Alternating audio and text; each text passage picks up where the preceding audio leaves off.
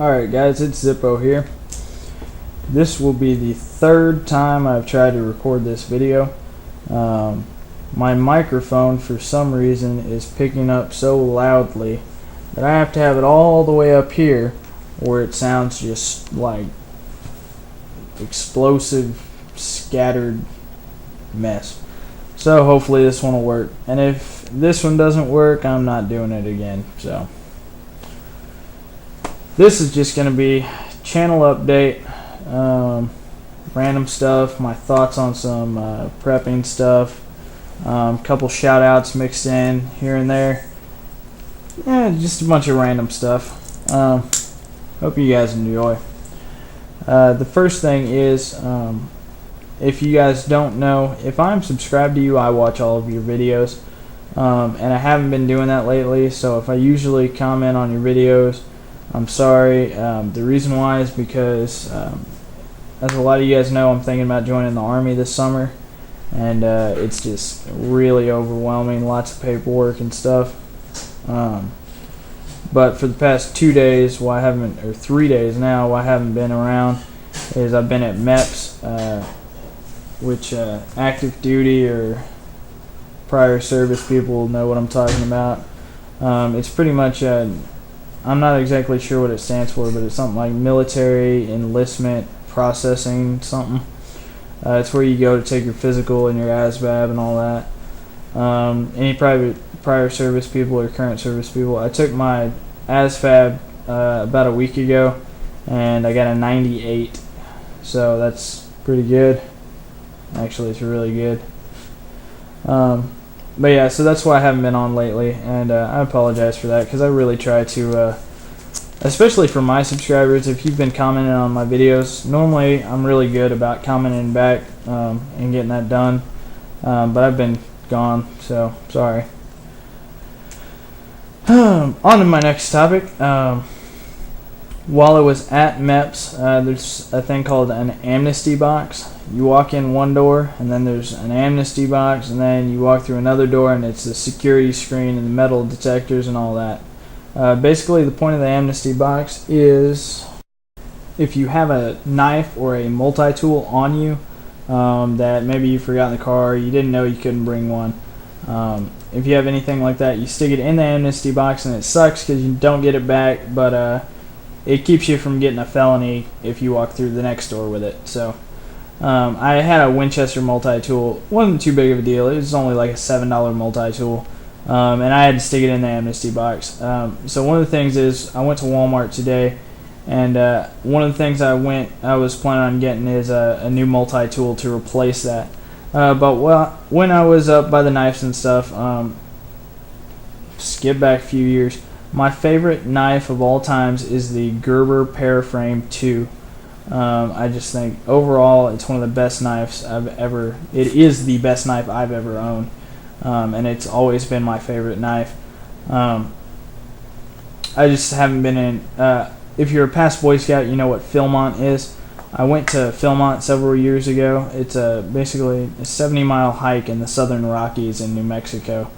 And when I went on that, I used to have a Gerber Paraframe, and when I went on that, I lost it. And since then, I haven't been in a financial position to replace it. But I was up there today, and I decided, normally I've been carrying a multi-tool or a box cutter for practicality purposes. But I'm also a college student, and in my state currently, we are going over, there is a bill to be passed that's up for vote or whatever, to allow CHL holders to carry a firearm onto a college campus.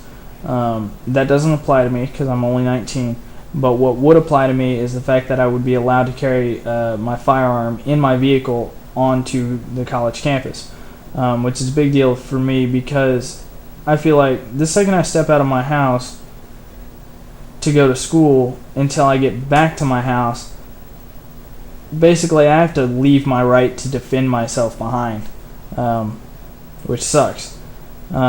So with that thought in mind, until that bill gets passed, I think it's going to get passed. I really, really hope it does. But until that does, for self-defense purposes, I really feel that I need a knife on me that's not a multi-tool or box cutter, because while they are very practical and they work great, in a self-defense situation, I don't want a multi-tool or a box cutter.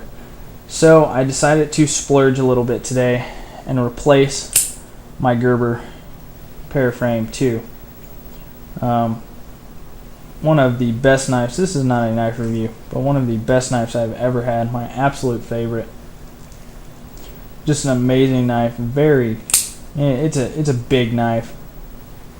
So I really like it. So I replaced that, and I'm glad to have a Gerber Paraframe again, because I've always missed mine. So that's with the knife thing. Next topic, I told you, a bunch of random topics. Next topic is going to be water, and water as it applies to SHTF prep. Pause there. When I talk about prep, when you hear me say prepping on my channel, I am talking about SHTF or WROL prep. There's a lot of people out on YouTube that claim to be a hurricane prepper or an earthquake prepper, something like that. Honestly, in my opinion, I think that's just a cover story. I think we're all SHTF preppers. Yeah, I mean, you want to be prepared for a situation like that, but if you're a prepper on YouTube, I'm pretty sure you're prepping for a little bit something more than a little rain. That's just my feeling. I am openly an SHTF prepper. I am a militia commander. I'm the commander of the Cedar Hill Saints militia, so it kind of goes without saying. If I'm talking about prepping, I'm talking about SHTF. I'm talking about WROL, talking about the economy collapsing, whatever happens. Totally another video. But I'm throwing in a lot of shout outs in this video, just mixed in and out. So here's one shout out for Okie Prepper. Okie Prepper did a video series on water purification and water stabilization over long periods of time, and I just wanted to give him a shout out because a lot of the knowledge that I get on water came from watching a few of his series and a lot of his videos. Here's two parts. One, when it comes to water and prepping water, a lot of people stockpile water. I know a lot of people have a closet. You got a bunch of cases of bottled water, or they have water containers, whatnot. They're actually storing solid water, not solid liquid water. Yeah, I'll put it that way. For me, I've always had this mentality that I don't stockpile liquid water because I have a swimming pool. I could be wrong. If I am, please tell me. But I'm going to be doing some experimenting. I've always had it in my head that if anything ever happens, I have 10 to 20,000 gallons of water sitting in my backyard at any point in time. And a lot of people, they use the stock chlorine and the pool shock method of purification and water stabilization. So theoretically, what I'm thinking is all I have to do is take water out of my pool, let it sit out and aerate, and let the chlorine evaporate out of it, and I should theoretically have safe drinking water and 10 to 20,000 gallons of it. Yes, if anything happens, I'm going to need to get it out of the pool pretty quickly and into containers for long-term storage. So I'll figure that out as it goes. But I've always had that idea in my head that I've got a pool, so I really don't need to prep water because I've got 20,000 gallons in my backyard. So I'm going to do two different things dealing with water. One, I'm going to take some water out of my pool, aerate it, let it sit out, and see if it's safe for drinking, to see if I'm correct on my line of thinking in that aspect. Another thing I'm going to do, Okie Prepper did a series on water stabilization. He has a huge water tank in his house, and he stabilized it using the pool shock stock chlorine method of stabilization. And if you don't know what that is, stick it up in the search bar, put in pool shock water stabilization or pool shock water purification, or just go over to Okie Prepper's channel and you can find his videos real easy. But he's got a giant tank in his house that he did that, and then he did videos. He did update videos over time, testing that water, taking some out, letting it sit out, drinking it, and whatnot. I want to basically recreate Okie Prepper's series, a little bit smaller, well, a lot of bit smaller scale because I don't have a 250-gallon water tank sitting around. But I also want to gear it more towards SHTF. I think his is geared towards an SHTF or any disaster in which he needs water. But I want to gear mine more specifically to a violent, vicious, and quick SHTF situation in which you may not be able to stay at your home.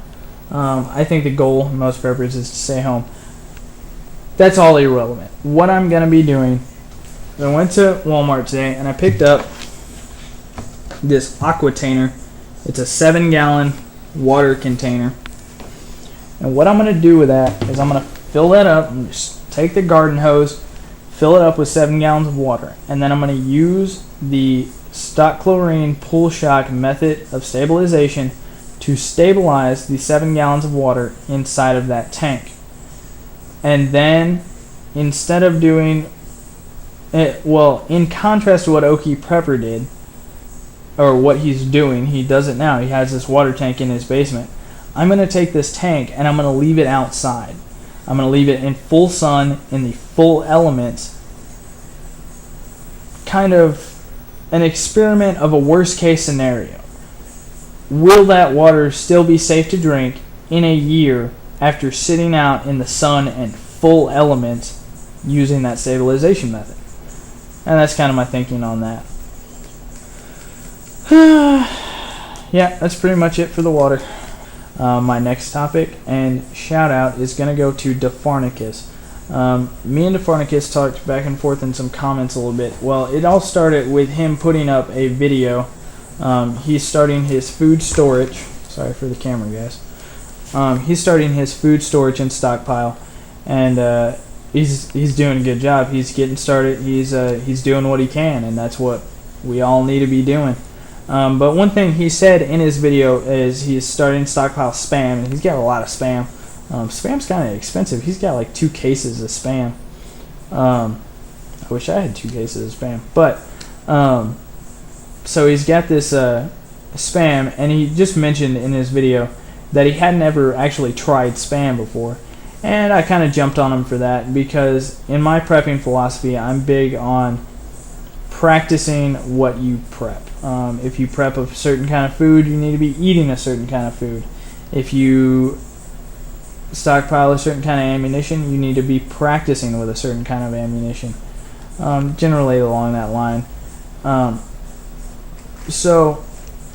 But in that, he was talking about his Spam and stuff, and he hit me on to something I didn't know.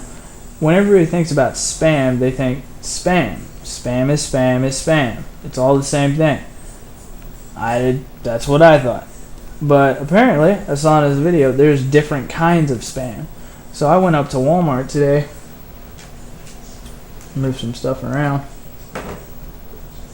and I picked me up some oven roasted turkey Spam. So I'm going to try this stuff out, and if I like it, I'm going to start adding it to my stockpile.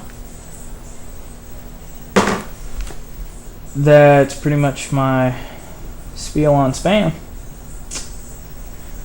I think. But yeah, I think that's it. So I'm going to go ahead and cut this video off. This is going to be a 2-part video. I'll link it or something, or if you're a subscriber you can find it real easy, but I'll probably put the second link down on the bottom. So I'm going to continue my rambling and twirling of my Sharpie in the second part. So I will see you guys in just a second when I start the second part. Goodbye.